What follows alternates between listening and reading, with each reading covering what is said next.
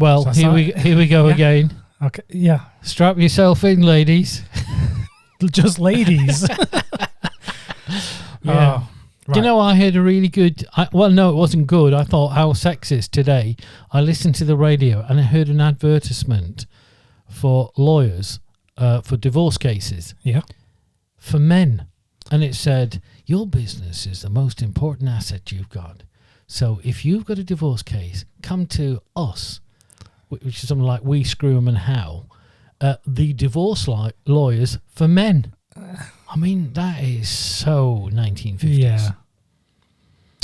Totally irrelevant to what we're doing this evening. Right. I'm gonna kick us off now. Okay. Yeah, okay, kick us off. Okay, welcome to another episode of Good evening and welcome. My Dad versus World Cinema. This is our third episode. Yeah.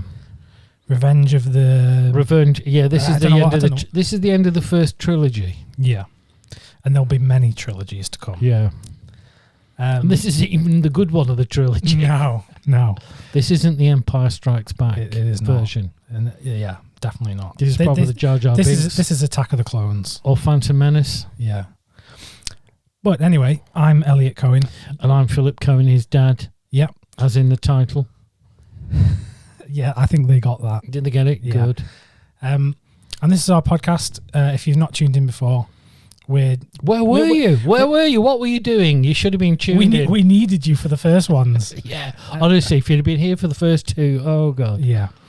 But this is our journey through world cinema. Because you are a newbie to world cinema. Totally newbie. I'm an expert, obviously. Yeah. I have a degree in it. No, I don't have a degree. I'm not worthy. No. But I decided to use you as my guinea pig and show you these world cinema. By the way, the steroids are working. Is that why you're all red in the face all the time? I'm puffed out. Yeah. Actually, it might look like I weigh 50 stone on camera. I'm actually only 10 stone. Yeah. It's the steroids. It's all water weight, isn't it? Oh, it is. Yeah. Yeah, if only. Well, yeah. Anyway, so we take a trip through world cinema, don't we? Yeah. But before we get into the film... Was that a drug reference there? We're taking a trip. I mean, we might be taking a trip. You might need to take a trip. Yeah. This might be a bad trip for some people. Yeah, it's a bad trip for me right now. I'm sweating. No coronavirus. No, thank God. I mean, we talked about the coronavirus last week. By the time this goes out, we could all have succumbed to it. Perished. Yeah. I could be the lone survivor. I could be you're first to go. Do you know, I was watching the State of the Union address last night in the United States, and Trump, on the other night, making his State of the Union address, and they have a designated survivor. That's where that term comes from. There's somebody of course, from the cabinet who can't attend the State of the Union. He's got to be somewhere else, or she's got to be somewhere else, just in case the whole lot of them are wiped out. Yeah, because there's that TV show, isn't there, with Kiefer Sutherland? Yeah. Is that called Designated? It's called Designated Survivor. Well, there you go. But anyway, so we're taking a trip through world cinema. Yeah. But before we get into that, how are you doing?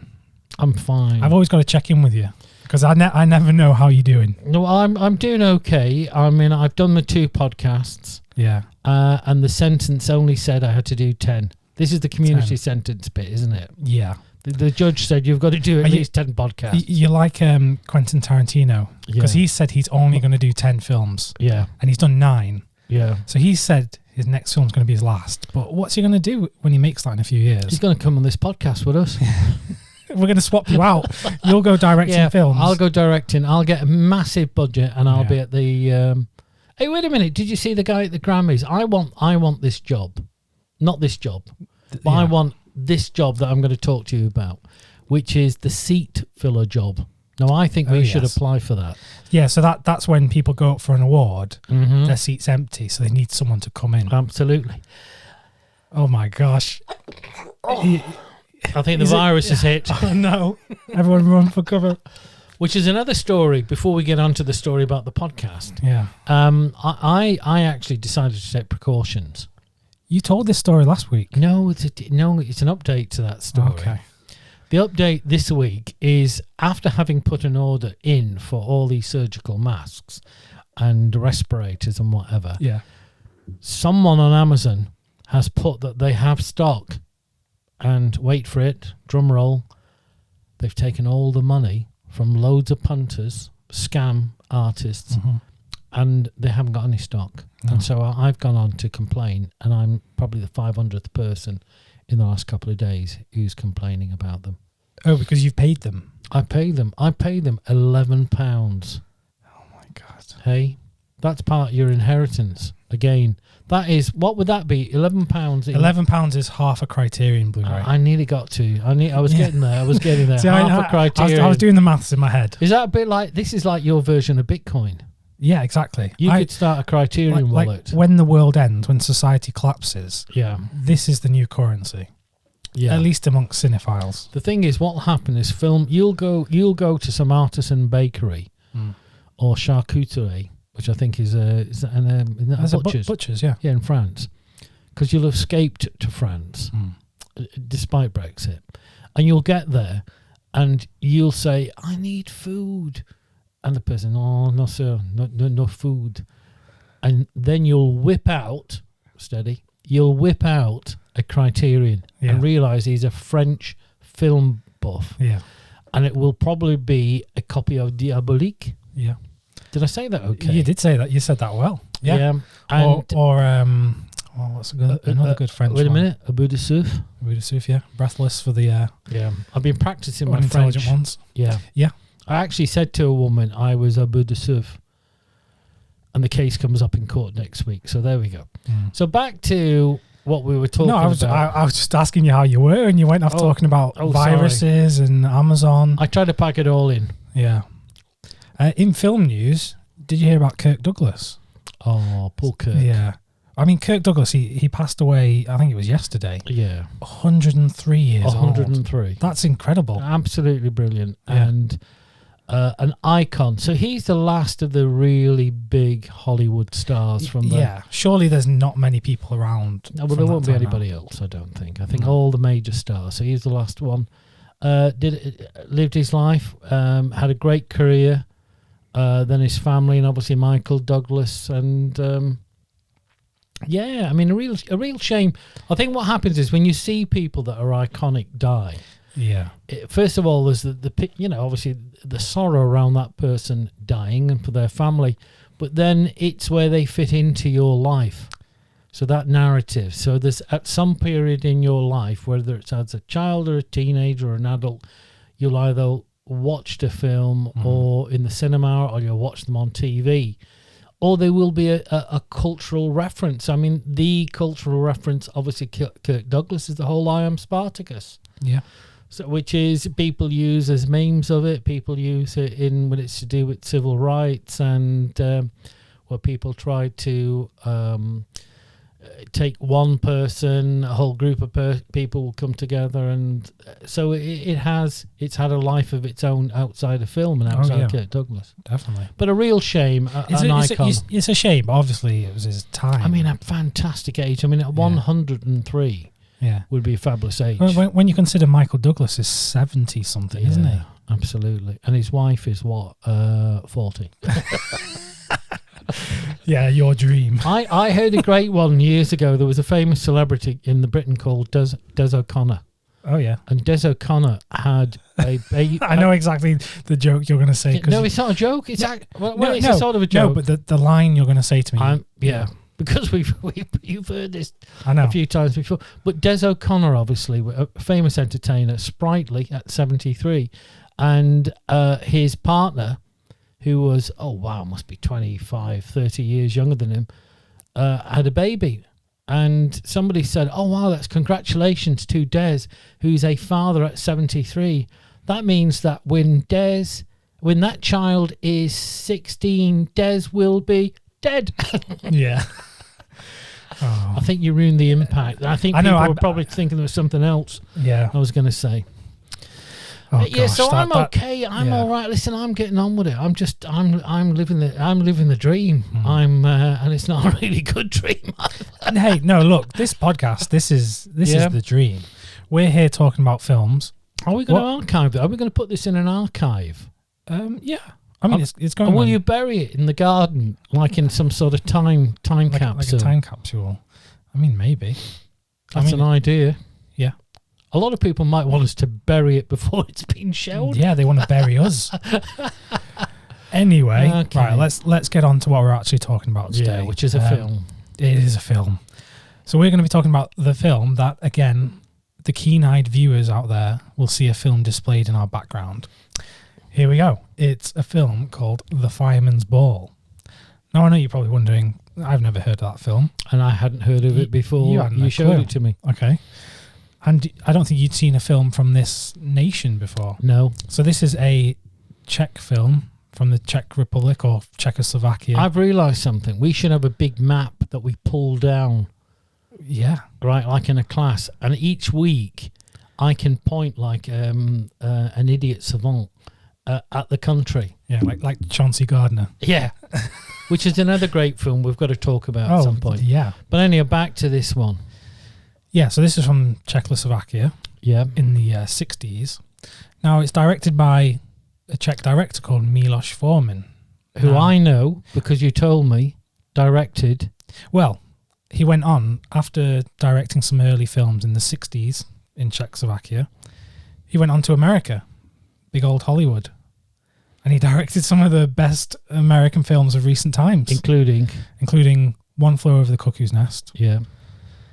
Amadeus, which I think both of them won Best Picture at the Oscars. They did. Not that means anything. Oh, wait a minute. There's Michael Douglas. There's a Michael Douglas. Yeah. I'm now going to link this together, which we were just talking about Kirk Douglas. This is something I know. Only because at the time I read the papers, didn't watch the film. In fact, I've never watched... Is this something you know that I don't know? Yeah, I think so. Okay, go on. Well, no, you'll know it, but I'm going to expound on it. The book that One Flew Over the Cuckoo's Nest was based on was bought. The rights were bought by Kirk Douglas. I did know this. And Kirk Douglas then got his son. I think Michael Douglas was a producer. Was he? On that film.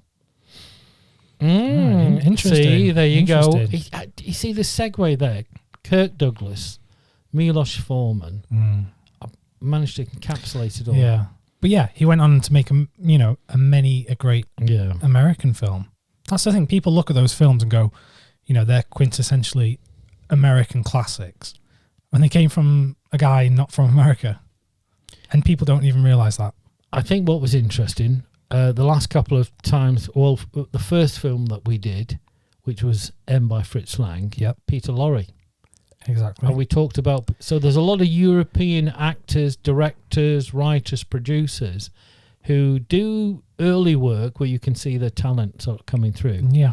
And then gravitate to Hollywood and then become a famous Certainly, name. yeah. It was the same with one of the writers on this film. Yeah, he was called Ivan Passer. So he was another director from Czechoslovakia at the same time. He went to America and made a load of American films. So it just goes to show you that us Europeans... Yes. I mean, it's not... Us ex-Europeans, because we've Brexited. No. Yeah, all right, here's the thing. I'm just going to clarify this. We're still European. Yeah, we are. We're just not in the European Union. Oh, they're not the same thing. I take that point. But yeah, we have a shot. We have a shot at getting to Hollywood. Yeah. These guys give me hope. Yeah, so maybe we could... I keep thinking that you and your brother Pierce, my other son, should... Why did you have to clarify that twice? No, it's only for new viewers. And my other son. Okay, yeah. Yeah. It's a bit like Leia and Luke. But they didn't kiss. They kissed. No, you haven't done that.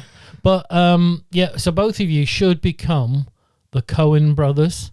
Oh. But I think you should trademark the moniker. It's already trademarked. The real Coen brothers. No. I think so. Okay, imagine if I started making films with my brother and we called ourselves the real Coen brothers and the films were awful. How bad? How bad is that? That's going to sink. Yeah, but you could be like Coke and you Coke.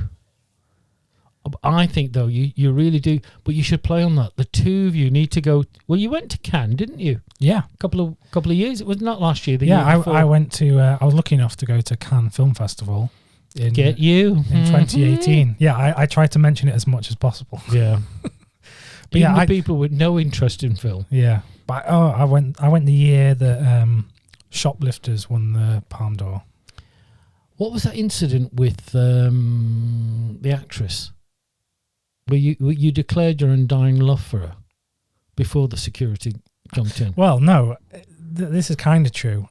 Kate Blanchett was the president of the jury at Cannes that year. Yeah. And I was literally less than a metre away from her. I mean, there was like a bodyguard in between us. And those sharpshooters are quick.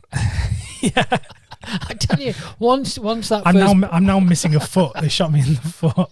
Once that first bullet hit, that was it. Yeah. And what was great back into the left. What was great is the way that she just stepped right across you. Oh, I yeah. thought that was brilliant. Yeah. As the paramedic was resuscitating you. Yeah. But I'm here totally untrue. I'm here to tell the tale. But no, that was true. I was very close to her. Yeah. But she didn't know that. Yeah. Anyway, Fireman's Ball. Fireman's Ball. Right, okay, I'm going to say this. Out of the two films we've already talked about, so we did M by Fritz Lang, and then we did El Sur by Victor Rice. Out of those two plus Fireman's Ball, this is the most accessible one. It is. I think if you were trying to get into world cinema, out of the three films we're talking about, this would be the one. This is the one. First and foremost, it's a comedy, isn't it? Which is good. It's a comedy. It's around about 70 minutes long. Like, when you're talking film length, that is economical. It is. I mean, you can have a snooze in the middle. Yeah. No, you can't. No, but it's just a nice length because if you're getting into the film, you'll complete the film. I mean, God, it's not like The Irishman, like 3 and 4 or 5 or whatever, how many hours that is. So it's easy to watch. It's from 1967. Yes, that sounds about right. So it shows a Czechoslovakia, which was quite quaint. I found the whole thing quaint. Well, the thing is, this is the second time I've watched this, when we watched this together. Before I'd seen it the first time, I had no clue what life in the Czech Republic or Czechoslovakia, whatever you want to call it, was like. And what I loved is the whole idea that you had a group of people, these firemen, who occupied in that village or small town, in their mind, a very authoritative position. They were the firemen. They're like the heroes, the heroes, unsung heroes. Yeah, well, they were a motley crew. Yeah, well, I'll explain a bit of what this film's about. And on the surface, it's not about much, is it? But the Fireman's Ball, there's going to be a party, which is the Fireman's Ball, and it's run by all these old school firemen. And they're all a bit goofy. But I would say, just to give people a reference, if you're listening to this or watching it in the UK, they are a Dad's Army type motley crew. Yeah. And if you're in the United States, they would be very much like Hogan's Heroes or this is from references from the 60s, I should say, by the way. Nothing current for me. By the way, John Lennon's dead. I don't know. I've seen that in the paper. So, okay. But they are a motley crew. So they're quite good. Each one's a specific character. They have their own little piece in it. But they're a great crew. And, of course, the highlight of this Fireman's Ball. Well, the idea is they're putting on this Fireman's Ball. You know, they've got like a raffle going on. People are going to come in and drink and dance. But the whole film revolves around this idea that they want to have like a swimsuit competition. Yeah, because without giving any spoilers away, because we'll talk in a little while, we see them go through what looks like a catalogue or a magazine from either Miss Czechoslovakia or Miss World. Well, it looked like Miss World because I only say that because there were different ethnicities, weren't there? Yeah. They look at that and they thinking, well, wait a minute, we should do this. So why don't we have Miss Fireman's Ball? Yeah. And let's just say that the girls that they pick don't look anything like Miss World. Honestly, if you're used to Eastern European supermodel women, you won't see any in this film. Like, I don't mean to be offensive, but no. Surely that was an active choice to get. Do you think it was to get women that didn't look typically attractive? I always have this. Maybe it's my age being 60 now, but I swear to God that women today are better looking and better present themselves better. They look great. They look after themselves. We're really pushing feminism forward with this. Yeah, podcast. up with the lady. Honestly, me and Jane Fonda, we're just like that. Yeah. But yeah, no, I mean, it was strange, but I think the comic angle of it is that we needed to understand that the women that were trying to pick weren't the most attractive women. So this is the idea behind I think what's great about it and what makes it... See, there's probably a very fine line in this, maybe at the time and especially today, is that it could be looked at as being degrading towards women. But the interesting thing is all of these girls that they're trying to get in this competition don't want to be a part of it at all, do they? No, it's all like the men. Like one of the firemen, he has a daughter and he really wants his daughter to be in this. And all of them are trying to escape, aren't they? They're trying to escape this competition. And literally do it at one point. But all the girls who are in that situation are taking it very light-hearted. Yeah. They're not taking it serious. There's that one that can't stop laughing. Yeah, absolutely. Every time the camera just goes to a close-up of her and she's just laughing all the time. So they're not taking it serious. They, even at that time, I think what the film is showing is this idea of beauty parades and was outdated even then. Yeah. Do you know what it reminds me of? I've only just thought of this.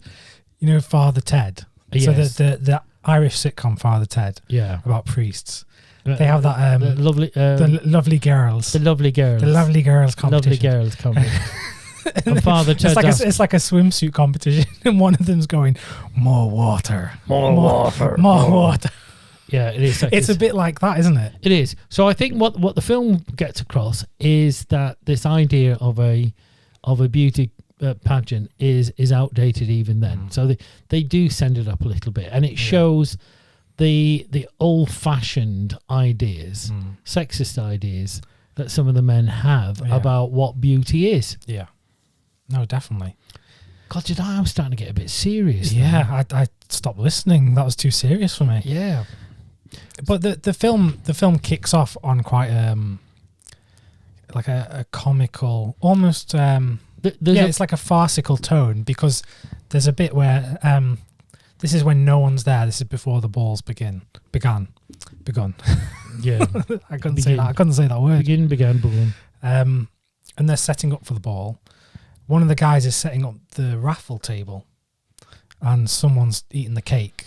And you can't find out who's eating the cake. And and this isn't a spoiler, but if you're expecting to see a range of electronic goods, no iPads, tape recorders, color televisions, and the like, it ain't that. No, it's like you can have an old boot, or you can have some cheese. And the cheese is in the old boot. That's part of the problem. Exactly. But also, as he's trying to work out who's eating his cake, they're putting up this banner. They're hanging up this banner, aren't they? Yeah. And there's a guy up on the roof hanging up the banner, but he's trying to singe the corners of the banner to make it look like there's been a fire. And of course, as soon as you see him doing that, you know what's going to happen, because then there's this kind of slapstick routine with the guy taking the ladder from underneath him. Well, I thought there were shades of It's a Mad, Mad World. Yeah. And shades of What's Up, Doc. Mm-hmm. So What's Up, Doc from 1972. Yeah, and then there's also, I mean, you could compare it to Marx Brothers and so there's a bit of farce, there's a bit of slapstick. The theme, like the whole pageant and the sexism, is all done in a very light-hearted, sending up the characters who are doing it. Exactly. This is a good point, because often people will analyze a film and say the film is about some kind of matter that's sexist or racist or whatever. Just because a film is portraying a racist character doesn't make the film racist. Just as if all these old men in the Fireman's Ball are sexist, that doesn't make the film sexist, unless the film is trying to promote that, which this film is definitely not promoting it, is it? So without giving the spoilers away, because we might talk about we're going to jump into a spoiler section in a bit. Yeah, but I think the film, I found it really entertaining. So 17 minutes, good fun, some great comic elements to it. Because we watched this together on a Sunday afternoon or whatever, and we were laughing. We were, because the comic elements transcended both the language and cultural barriers that you normally would think were there. And like, we come from an Irish background, or you do definitely. Yeah. I'm a bit detached from it now, but You're trying to escape. I'm not trying. No, Wait till you try and get an Irish passport. No, what I mean is that all of my grandparents were Irish, but obviously you were born in England, and I was born in England. Yeah. I've never been to Ireland from what I can remember. You were there when you were about 18 months. Okay, that's my point. I can't remember that. But I could imagine this kind of thing happening at like an Irish social club. You can imagine like years ago. a load of old Irish guys putting on a curry night or something. Yeah. And then they're like, right, let's get in a bunch of girls. I think that's a script.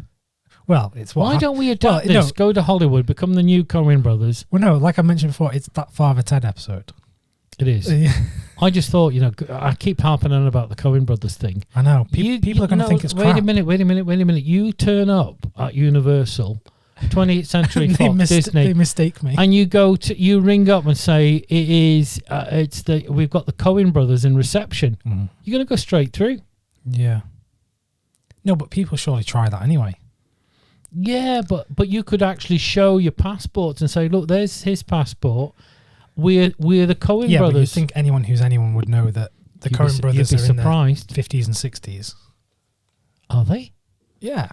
Oh, I didn't realise that. Yeah, they've been making films for a long time. Well, you'll get somebody that's only part-time filling in. Yeah. Intern. And then what happens when I get in the room? You pitch like hell. You pitch the idea of an Irish version of the Fireman's Ball. Yeah. And it's going to be 50 minutes long. 50 minutes long, but it's got to be done in 3D. And 3D is dead. James Cameron is going to direct it. I know. I'd be lying if I said that. Well, although tell a little fib. Compared to the budget of Avatar, what do you think the budget of Fireman's Ball was? I think it was probably the budget that they had for sandwiches. I think it was a documentary. I think it was just a guy with a camera. Yeah.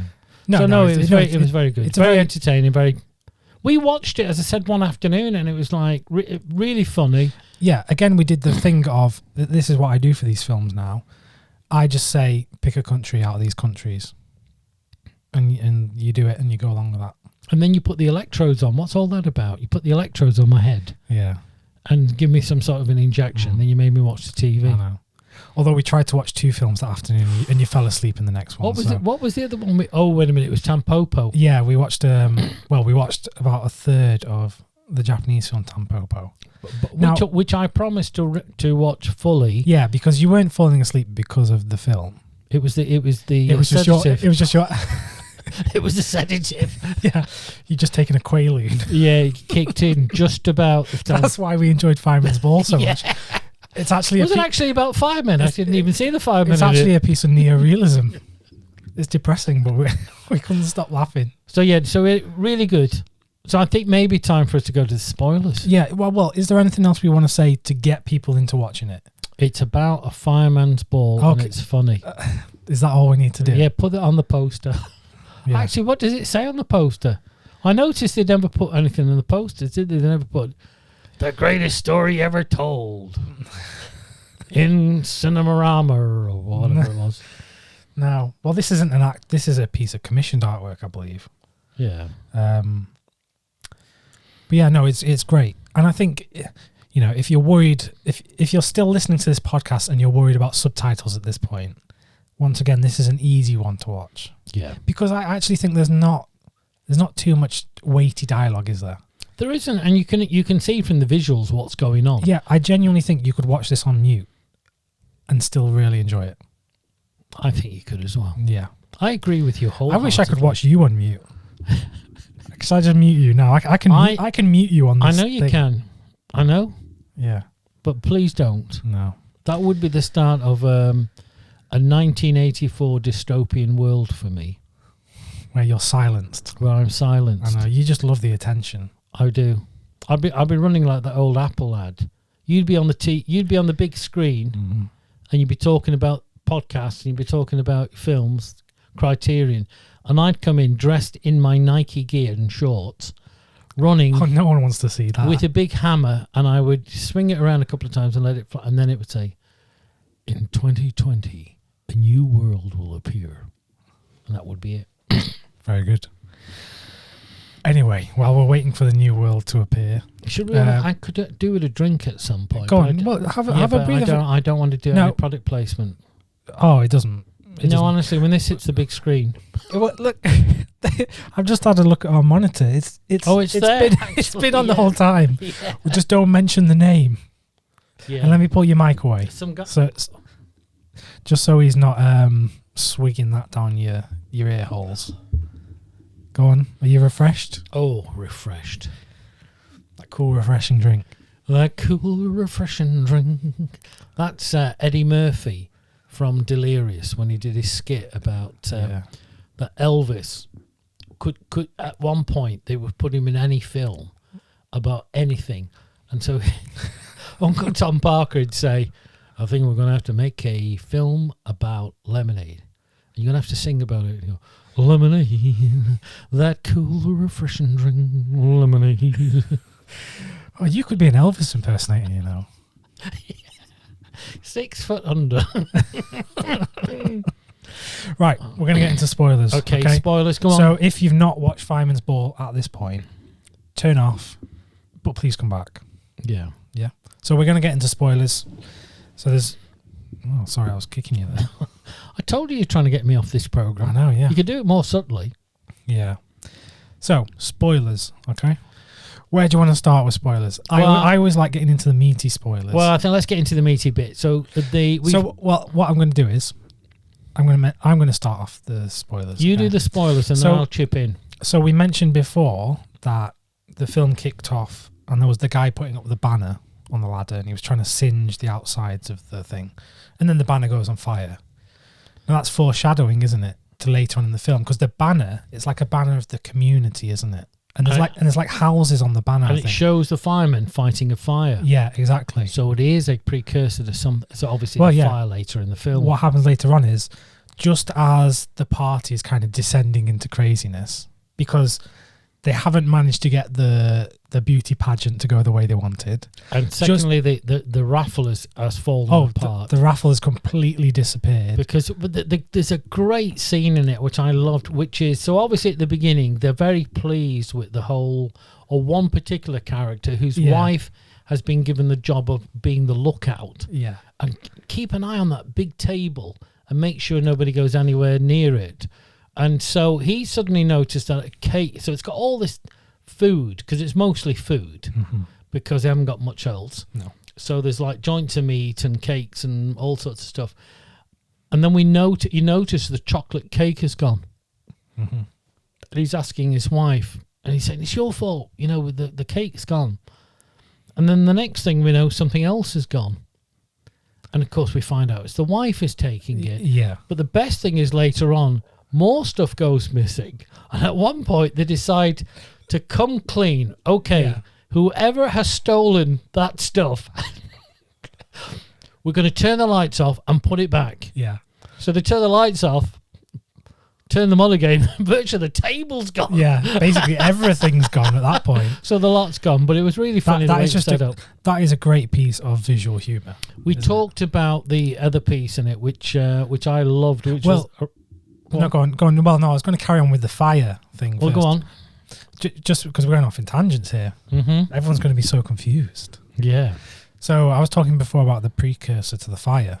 So there's obviously the fire later on, which is like the big, almost climactic bit of the film, because the party's descended into chaos and then they hear the fire alarm go off.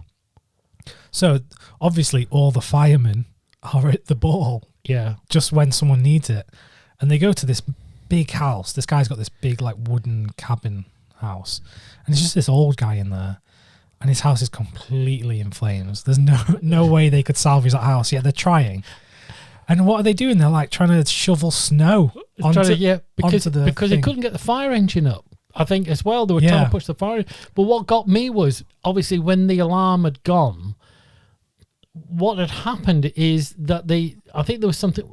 if I remember, they decided. I think the drinks they gave people started drinking. Yeah. I don't know if this is because it was all falling apart. So they were giving drinks out. But then, if I remember, they didn't have any way of accounting for who the drinks were. No, because there was a guy that was trying to chase around like, oh, you owe me this, you owe me that. That's right. So when the firemen all left, they were trying to escape without paying. He was trying to stop them and saying, you owe me for this. So we have the whole thing where everybody now has gone to the fire. So everybody's left the ball, and they're now all outside this guy's house. It's burning down. People are watching it like entertainment. And the guy's going around, first of all, he's going around saying, oh, right, what was it you had? 2 whiskeys and whatever. Lemonade. And then the next thing he decides to capitalise, because the night's early, as far as he's concerned. So what does he do? He gets the waitresses to come across, bring a table, and the rest of the booze. So he's now serving drinks to the crowd. Now, I admire that hustle. I think that's brilliant. That is a good side hustle. And all the while, the old man that lives in the house is trying to watch the fire. Well, no, he keeps trying to go in, doesn't he, for things? Yeah. And then they pull him out. And then he's too cold. So they put him near to the fire. They say, move it closer. But it's really good. And the other piece which I liked earlier on was the whole thing about the beauty contest, the beauty pageant. So it just makes me laugh. Yeah. So what they had, obviously, they had a motley crew of local girls. Yeah.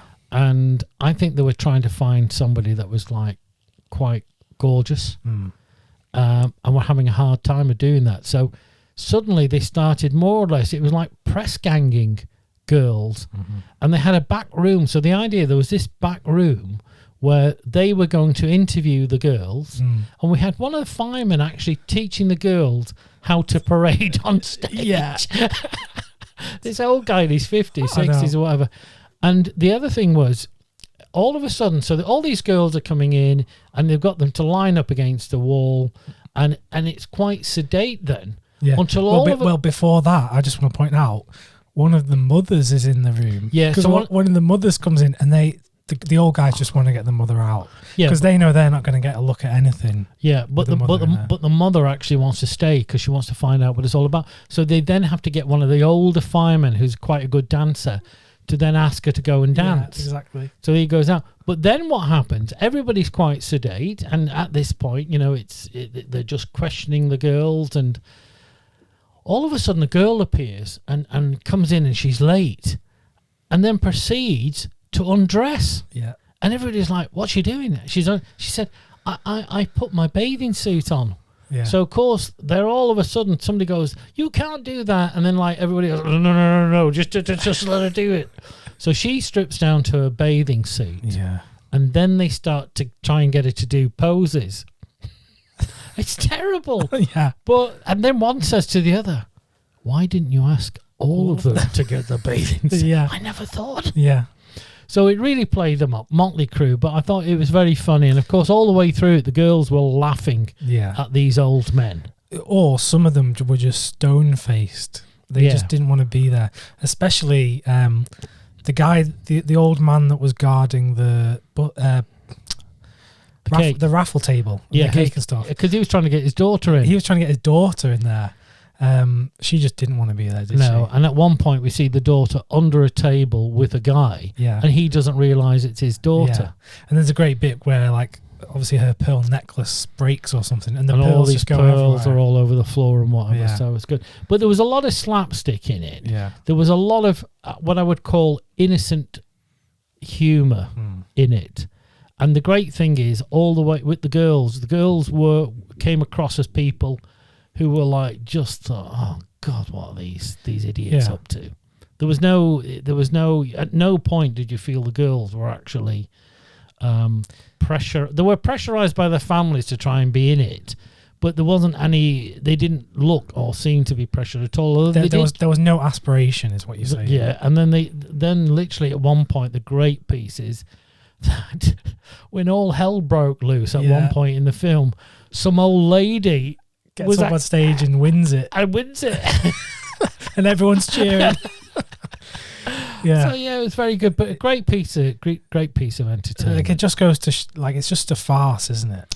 Well, it was. Now I know nothing of.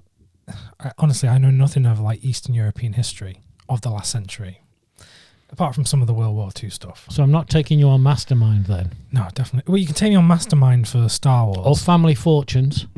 Yeah. I mean, you could take me on Mastermind for Star Wars because I think I know more about the history of Star Wars than the history of human civilization. Okay. But I knew... Aren't they the same thing? They are to me. Yeah, good. But I knew nothing about Czechoslovakian history. So I don't know if this is like a satirical look on maybe how the country was governed at the time, you know, showing how like institutions are just run by idiots, and when you need them the most, they're just not there. And of course, this was at a time, 1967. So was it 1968 that the Russians went into Czechoslovakia? Oh, I'm getting into history now. See, I know nothing. Into Prague and whatever. The first option I could at school to not do history, I took that. So this might be a film of its time, which was a loosening of strict authoritarian structure within society. Well, what I do know is that this is part of what people called the Czechoslovakian New Wave of cinema, the Czech New Wave, much like the French New Wave that was happening at a similar time. And it was basically a load of young filmmakers that were doing things that weren't the norm. So this kind of film, this kind of satirical humour, just wasn't the norm at the time. So what we're looking for now is a history major somewhere who can give us some context. So if you would like to, in the comments on YouTube, we would like you to give sounds like an exam. What was the historical context, social context in which this film was made? Discuss. 50 marks. They get 50 marks for this. Yeah. Not marks as in the money. We made that joke in the M podcast, didn't we? We did. It's running low. Gosh, we're just regurgitating the same jokes. We need new writers. We need some writers. Yeah. We just need two new people to do this. Yeah, I think we could be replaced. Yeah, well, we are just placeholders for when we can get someone better in. Yeah. Why are you looking at me like that? That comment was solely for me. Yeah, you're first to go. I'm staying on here. You're executive producer on this, aren't you? Listen, no, there are people that I know on YouTube who are big film fans that would probably die to be in this position. No, they wouldn't. They wouldn't. I think they'd rather die than be in this position. Probably. But anyway, the Fireman's Ball. Yeah, the Fireman's Ball. I mean, good film. If you're watching it now, you know it's a good film because you've watched it before. Yeah. But yeah, we love it. Available on, is it Arrow in the UK? Yeah, so the Blu-ray that's on display in the background is the lovely Arrow Academy Blu-ray. Do you know if it's on Criterion anywhere? It is in the Criterion collection on DVD only. Oh. So this is pre-Blu-ray times. Now, Criterion have been on a roll the last year or two, you know, doing up old DVDs and re-releasing them on Blu-rays. So it wouldn't surprise me if the Fireman's Ball comes out on Criterion Blu-ray in the future. So are they remastering them from a good print onto Blu-ray? Yeah, well, what tends to happen is there'll be a studio somewhere that does these transfers of the original film, and they do the remastering. Good. Because Criterion and these companies don't necessarily do the remastering in-house. So from my little bit of time in the music industry... Oh, here we go. I do remember a time when CDs first came out, and the biggest problem was at the time people didn't have access to some of the masters, the originals.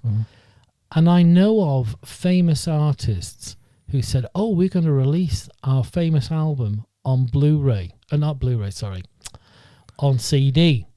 And all they did was get somebody to get a vinyl copy and put it on a really good vinyl deck. Yeah.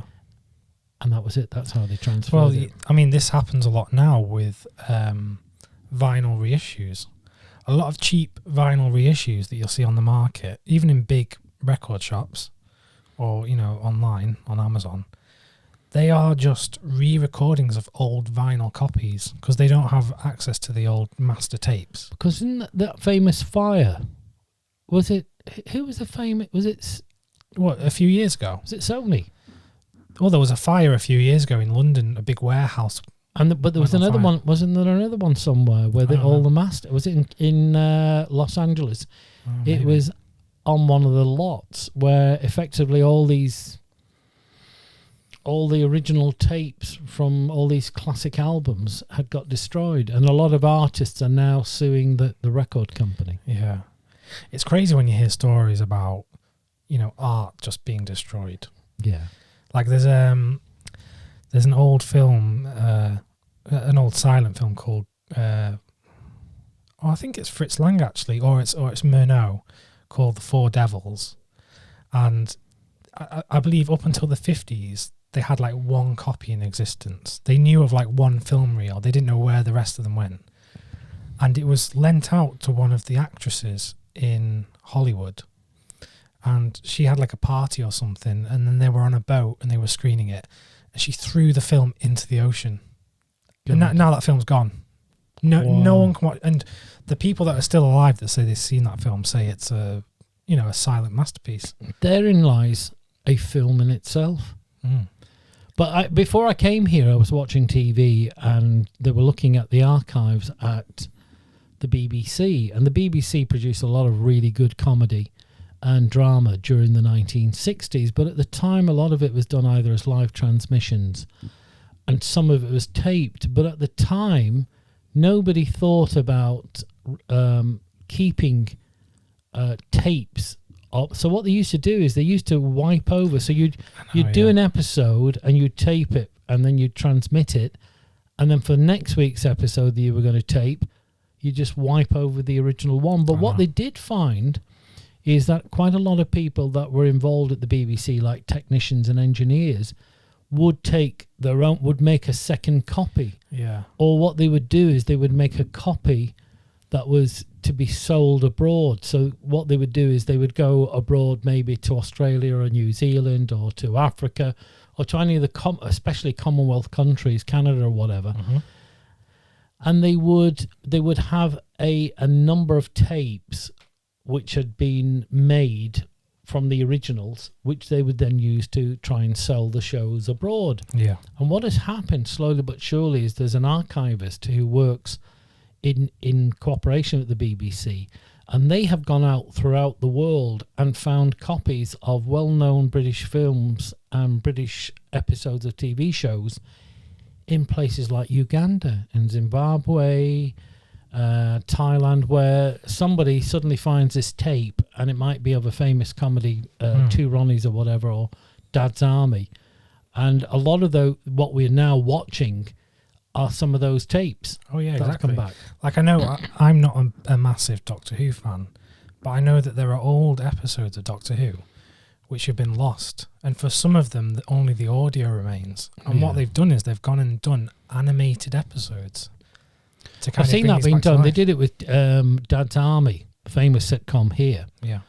Which still gets huge ratings when it's shown. We talked about it before. Yeah, Well. There's 3 episodes which they had the audio of, and they had the scripts, but they lost the tape. So what they did is they they recreated them with a modern day cast. Yeah. But they got the cast to play the characters, and it was very good. They did that on UK Gold this year. So yeah. But yeah, I think Fireman's Ball, I really enjoyed it. It was a great film. Yeah. So good bit of fun. Are we 3-0? I think yet again, I've yet to be to win. I've yet to look to see a film that you've chosen for me.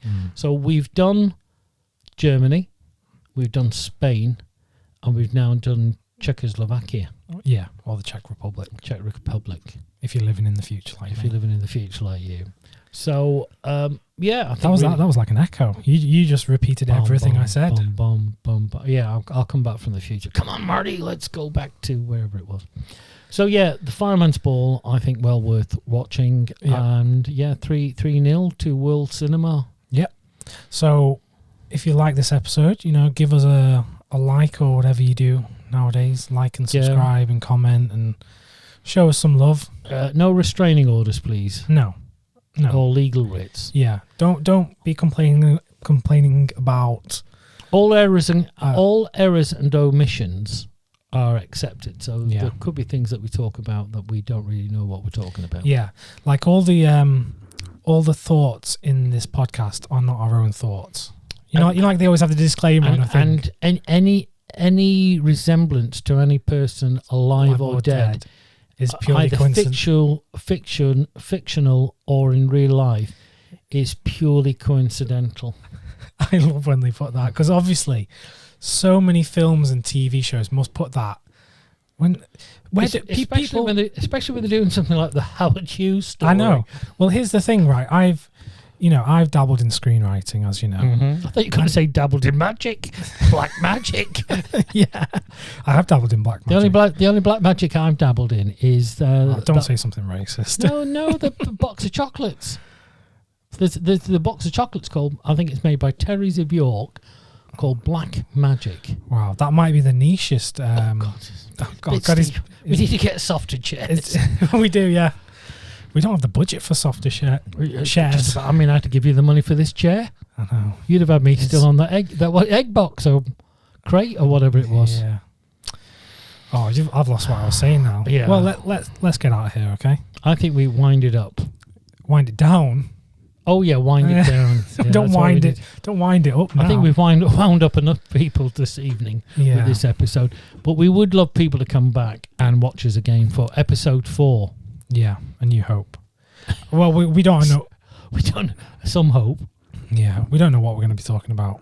We don't know. We don't know what we were talking about this episode. This is free form. Yeah. Once we get riffing, we just free form. Do you think people thought there was a script for this? Yeah, but they could think they were really good actors. That in fact there is no Elliot and Philip Cohen. That we are actually different people, and this is some sort of. Wait a minute! I just realised people may think that this is a spoof. Right? Yeah. That people think that this isn't actually a podcast, but it's actors and scriptwriters have put together a spoof of somebody doing a podcast. I know, but the fact you're implying we're a spoof, I think, gives us too much credit for being funny. Because if we were a spoof, we would at least be funny. Yeah. And there would be canned laughter. There would. Oh, I could get that, you know. Could you? Yeah, on this little mixer that I've got, I can have little samples. The other thing I was wanting to do is we need to plug in or beam in Cousin Mike from the States. Yeah, well, no one will know who that is. Yeah, but he's our secret weapon. Yeah, well, look. I think once we've got the audience, once we've whipped the audience into a frenzy, then Cousin Mike is a secret weapon. I think if our share price ever drops, and we need to get investors back on board. Yeah. Yeah. He could be like the Tesla Y. Yeah. As in Y. No, I think he's our secret weapon. He's an American. So yeah, everyone loves an American. Yeah, but I think he's going to be great because he will have a synergy. The world audience, UK audience will love him, and then the Americans will have empathy for him. He's definitely much funnier than you.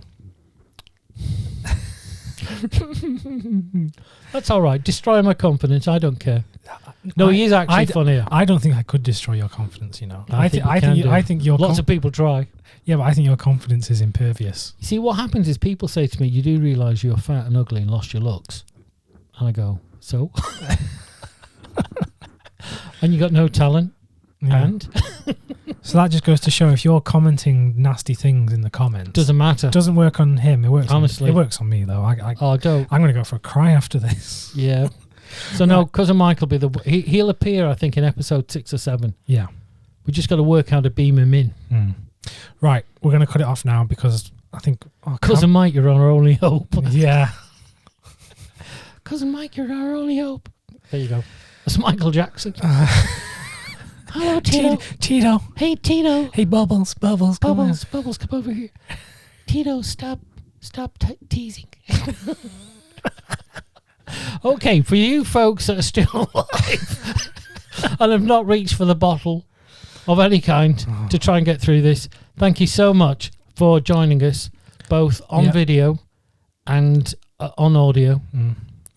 Yeah. What's this podcast called again? Oh yeah, it's been another episode of My Dad versus Wilson. I still want to do the Vanity Project. Well, we will, but we can't do. I need to do the Vanity. We're on the 3rd episode of this podcast. We can't just. Can we not have a spin-off? No. Can we not have a spin-off, please? No. I need a spin-off. Absolutely. We'll get a spin-off when someone actually likes. You're just afraid of me going to start my own super group. Yeah. You're Frasier. You're Frasier, and I'm one of the guys from Cheers. Cheers. Yeah. I'm Woody Harrelson. Yeah. And I'm Fraser. So listen, thank you so much. We better wind this up. Yeah. Okay. Seriously. Right. People need to go to bed or get up or do something. Yeah. Right, we're going to go. Thank you so much. Hope you enjoyed listening, and we'll be back soon. We'll see you soon. Cheers. Okay. Thank you. Bye. Bye-bye.